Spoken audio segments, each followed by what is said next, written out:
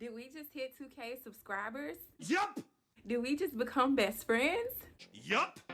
Y'all, I am so excited. Like, goal achieved. Anyways, I just wanted to take time to thank everyone who has subscribed to my channel. It is greatly appreciated. But yeah, about these evictions.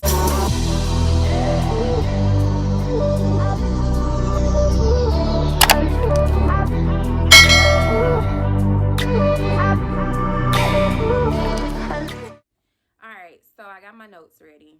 Y'all know how that goes. Okay, so evictions typically stay on your credit for 7 years, and they typically appear on your credit 1 to 2 months after you've been evicted. But it is what it is. You have an eviction on your credit report, you want to know how to get it off. So I personally had an eviction, and what I did to get mine removed was I sent a debt validation letter to the collection agency that bought my debt or whatever, and they did not have the original contract with my signature or any verifying documents that would solidify the reason that I had to pay them in the first place. So they couldn't provide any documentation that proves that the debt was mine, that proved that they were able to collect on the debt. So what they had to do was then cease collection on the account, close the account, and request to the bureaus to have that account removed. So that's what happened for me. Okay, so the first thing that I know and highly recommend is that you freeze LexisNexis and you freeze CoreLogic. I will put the links to both of those websites in the description box, so you can just go in my description box and click and then go straight to their websites to initiate a freeze. So do that first. Once that's done, I want you to wait until it's in place. You can call back at a later date, maybe 1 to 2 weeks later, and just to make sure that the account or the consumer file is frozen with them before you go on to dispute the eviction with the credit bureaus.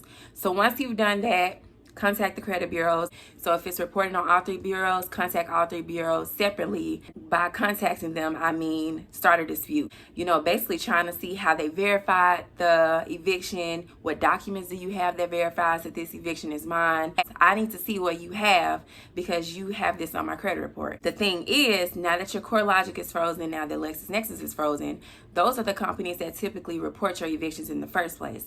So, the credit bureaus won't be able to get through or verify your eviction if the accounts are frozen.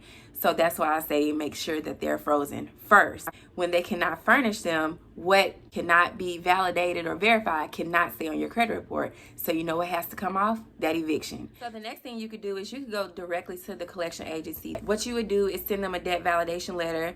In certain cases, the new owners of the account will cave after you send a debt validation letter because a lot of times they can't provide you with the documents needed to even keep reporting this account on your credit report. So they're just kind of hoping that what you'll do when you get the collection is pay them or contact them over the phone so that you will pay. If they fail to respond to your debt validation letter, you can send in another letter to them demanding the removal of the account for a failure to respond.